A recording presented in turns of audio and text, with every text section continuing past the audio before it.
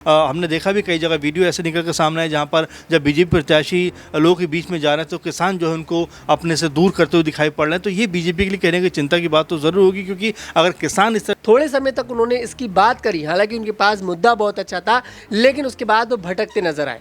कुछ लोग ये भी कहते नजर आते हैं मायावती को लेकर कि वो बीजेपी के लिए काम करती नजर आ रही है बैकफुट में, और ये सवाल कहीं ना कहीं खड़े होते भी हैं। हमेशा से तमाम विपक्षी पार्टियों का ये दावा है कि बसपा सुप्रीमो मायावती भारतीय जनता पार्टी की बी टीम है। यहाँ पर AIMIM की बात करें, वो भी कहीं ना कहीं मायावती को लेकर यही बयान देते हुए। नमस्कार, मैं शालिनी शाक्य और आप देख रहे हैं SPN 9 न्यूज। देश भर में लोकसभा चुनाव 2024 का त्योहार जारी है। लगातार सभी पार्टियां चुनाव प्रचार कर रही हैं और कहीं ना कहीं अपने प्रत्याशियों के पक्ष में वोट मांगती नजर आ रही हैं। लेकिन अगर वही बात करें उत्तर प्रदेश की, और उत्तर प्रदेश की बसपा पार्टी की ओर अगर एक बार नजर डाले तो कहीं ना कहीं बसपा पार्टी ने उत्तर प्रदेश में एक अलग ही माहौल बना रखा है। जी हाँ, आपको बता दें, बसपा प्रमुख मायावती ने कहीं ना कहीं अपने ही भतीजे के साथ एक बड़ा खेला कर दिया और उन्हें 2 महत्वपूर्ण पदों से हटा दिया है। आपको बता दें कि मायावती ने आकाश आनंद को पद से हटा दिया है। ऐसे में कई सवाल खड़े हो जाते हैं, लेकिन वहीं कहीं ना कहीं आकाश आनंद ने अपनी प्रतिक्रिया जाहिर करते हुए उनके इस निर्णय को सराखों पर रखा है। लेकिन आपको बता दें कि ऐसा पहली बार नहीं हुआ है जब मायावती ने इस प्रकार का निर्णय लिया हो और पार्टियां भौचक्का रह गई हो। आपको बता दें कि इससे पहले भी मायावती ने अपने छोटे भाई आनंद कुमार को भी एक बार पद से हटाया था। कहीं ना कहीं उन्हें ये लगा था कि पार्टी को नुकसान होता नजर आ रहा है, कहीं ना कहीं पार्टी को खतरा हो रहा है। ऐसे में उन्होंने आनंद कुमार को पद से हटा दिया था, लेकिन कुछ समय बाद ही उन्होंने आनंद कुमार को फिर से पद पर बहाल कर दिया। अब ये सवाल खड़े हो जाते हैं कि आखिरकार मायावती बार बार ऐसा क्यों करती हैं? क्या संदेश वो राजनीति में जनता को पहुंचाना चाह रही हैं, नेताओं को पहुंचाना चाह रही हैं? इससे जुड़े आज तमाम सवाल हैं जिसको लेकर चर्चा करेंगे। न्यूज रूम में मौजूद हैं मेरे सहयोगी, वरिष्ठ सहयोगी अमन सर मेरे साथ मौजूद है और इनसे जानेंगे कि जिस प्रकार से मायावती बार बार इस तरीके के निर्णय लेती है और कहीं ना कहीं अपने ही परिवार के खिलाफ चली जाती है, तो ऐसे में क्या परिवार मायावती का साथ छोड़कर दूसरी पार्टियों में जाकर शामिल हो सकता है? क्योंकि आनंद कुमार के साथ भी पहले उन्होंने ऐसा किया था, अब उनके ही बेटे आकाश आनंद के साथ भी ऐसा कर दिया है।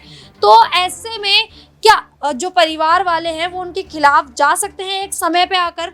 देखिए, बिल्कुल अभी अगर मायावती की बात करें, जो फैसला उन्होंने किया है, जाहिर बात है कि पार्टी के अगर खिलाफ जाकर आप बयानबाजी करोगे, यानी कि पार्टी की जो गाइडलाइन है उसे छोड़कर आप कुछ और अनाप शनाप बातें करोगे, तो बिल्कुल ये तो तय बात है कि इस पर एक्शन होना चाहिए, चाहे वो आकाश आनंद हो या पार्टी का कोई और नेता हो। इसमें भी कह सकते हैं अगर हम रिश्तेदार ढूंढेंगे या रिश्तेदारी ढूंढेंगे तो मेरे ख्याल में कोई बहुत बेहतर चीज़ नहीं होगी। और मायावती ने साफ संदेश दिया। देखिए, ज़रूरी ये हो जाता है कि जब भी कोई बदजुबानी करे या कोई ऐसे शब्दों का इस्तेमाल करे, उसके खिलाफ अगर सख्त एक्शन होगा तो तमाम जो पार्टियों में हम देखते हैं, चाहे बीजेपी है या कांग्रेस है या सपा है या कोई और दल है, उनमें जो भी नेता खराब शब्दों का प्रयोग करे, अगर उनके ऊपर इस तरह का बैन लगाया जाए, पाबंदी लगाई जाए, तो शायद किसी के अंदर हिम्मत नहीं होगी कि बिला फजूल की बात करते हुए नजर आए। लेकिन यहाँ पर आकाश आनंद ही एकमात्र ऐसे नेता नहीं है जिनकी जुबान से इस तरह के शब्द निकले। आपने देखा कि अनुराग ठाकुर ने क्या कुछ दिल्ली के कह सकते हैं मंचों पर खड़े होकर भाषणबाजी की थी, ये कोई छुपी बात नहीं है। तो ऐसे में अगर तमाम पार्टियां अगर इस तरह के फैसले करेंगी तो बिल्कुल इससे एक बेहतर राजनीति होती हुई नजर आएगी। अब ऐसे में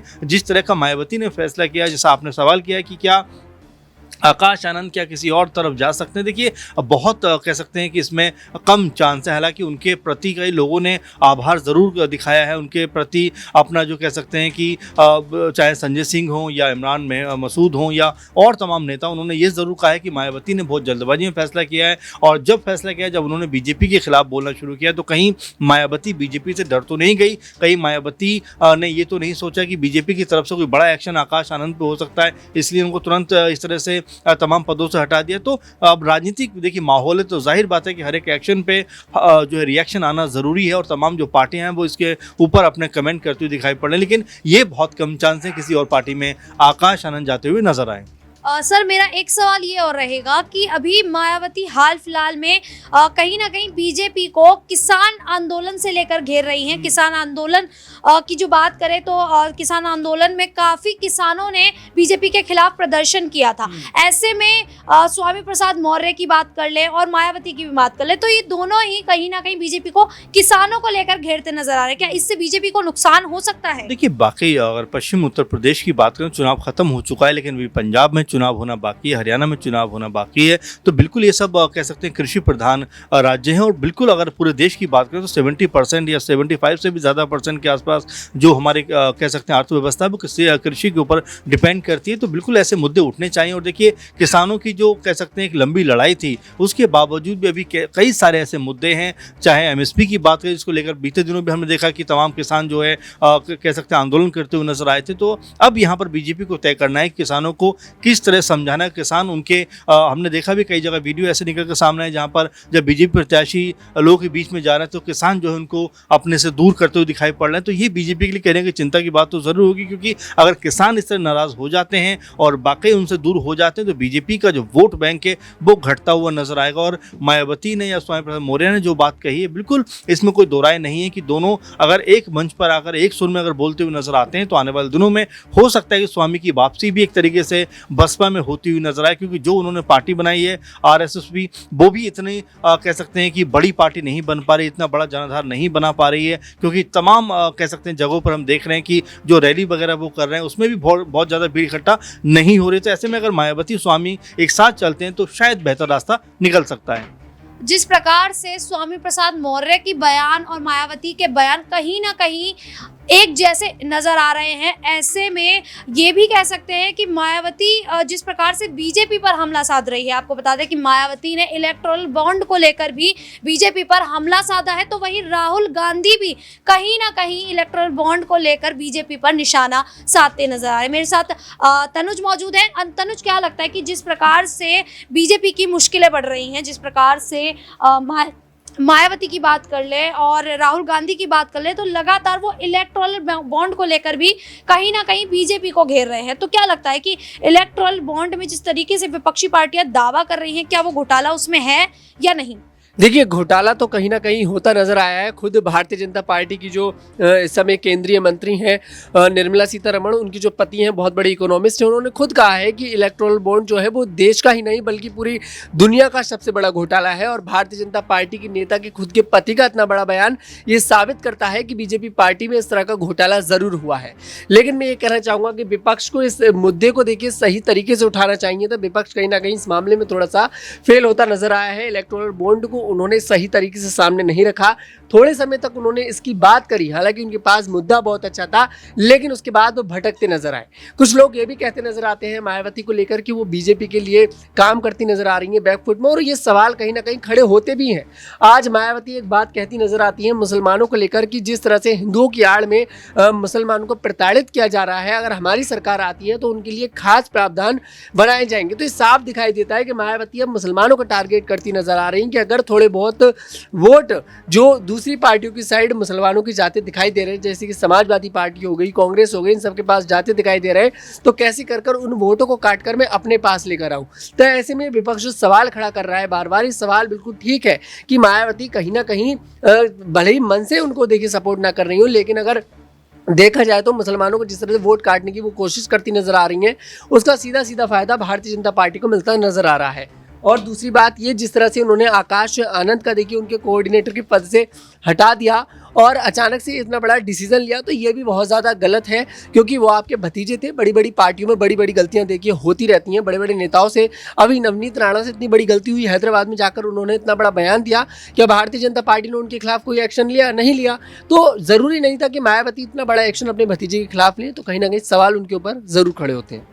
जिस प्रकार से मायावती निर्णय लेती नजर आ रही हैं और परिवार के खिलाफ निर्णय ले रही हैं, ऐसे में जिस प्रकार से उन्होंने परिवार के खिलाफ निर्णय ले लिया, कहीं ना कहीं अपने ही भतीजे को पद से हटा दिया, लेकिन वहीं सवाल खड़ा हो जाता है कि कहीं ना कहीं क्या वो बीजेपी को समर्थन भी देती नजर आ रही हैं, क्योंकि आकाश आनंद को कह सकते हैं कि उन्होंने बचाने के लिए कहीं ना कहीं पद से हटाया हो, लेकिन वो बीजेपी के खिलाफ बोल रहे थे। तो क्या ऐसे में मायावती बीजेपी का समर्थन कर रही हैं या नहीं। मेरे साथ मेरी सहयोगी नाज़मीन मौजूद है और इनसे जानेंगे क्या लगता है कि नाज़मीन, जिस प्रकार से मायावती ने ये निर्णय लिया और अपने भतीजे को ही 2 पदों से हटा दिया और कहीं ना कहीं उन्होंने ये जताने की कोशिश की कि जो आकाश आनंद है वो अभी पूरी तरीके से मैच्योर नहीं है, परिपक्व नहीं है, तो ऐसे में उन्हें ये पदों से हटाया गया। लेकिन वहीं कई सवाल ये भी खड़े हो रहे हैं कि क्या वो बीजेपी के समर्थन में है, क्योंकि आकाश आनंद बीजेपी के खिलाफ बयान दे रहे थे। देखिए, हमेशा से तमाम विपक्षी पार्टियों का ये दावा है कि बसपा सुप्रीमो मायावती भारतीय जनता पार्टी की बी टीम है। यहाँ पर AIMIM की बात करें, वो भी कहीं ना कहीं मायावती को लेकर यही बयान देते हुए नजर आए। समाजवादी पार्टी भी यही बयान देती हुई नजर आई। आपको बता दें कि स्वामी प्रसाद मौर्य का जिक्र करें, जो अभी हाल फिलहाल में आकाश आनंद के समर्थन में उतरते हुए दिखाई दिए। आकाश आनंद के समर्थन में उन्होंने ये कहा कि बसपा सुप्रीमो मायावती ने जो फैसला लिया है 2 पदों से हटाने का, वो उनका निजी फैसला है, लेकिन कहीं ना कहीं उनका फैसला दर्शाता है कि जो पद है वो पद भी तो आपने ही दिया है, तब आपको ये नहीं दिखाई दिया कि वो मैच्योर नहीं है। जब आकाश आनंद का बयान सामने आ जाता है, भारतीय जनता पार्टी को वो खासकर घेरते हुए नजर आते हैं, तब आपको लगता है कि वो परिपक्व नहीं है, मैच्योर नहीं है, ऐसे में उनसे पद छीन लेना चाहिए। तो स्वामी प्रसाद मौर्य का सीधे तौर पर यह कहना है कि भारतीय जनता पार्टी को खुश करने की कोशिश यहाँ पर मायावती करती हुई नजर आ रही है और यही दावा कांग्रेस पार्टी की तरफ से भी किया गया है। कांग्रेस पार्टी ने दानिश अली को लेकर यह दावा किया था कि मायावती को आगे आना चाहिए था, लेकिन मायावती आगे नहीं आई।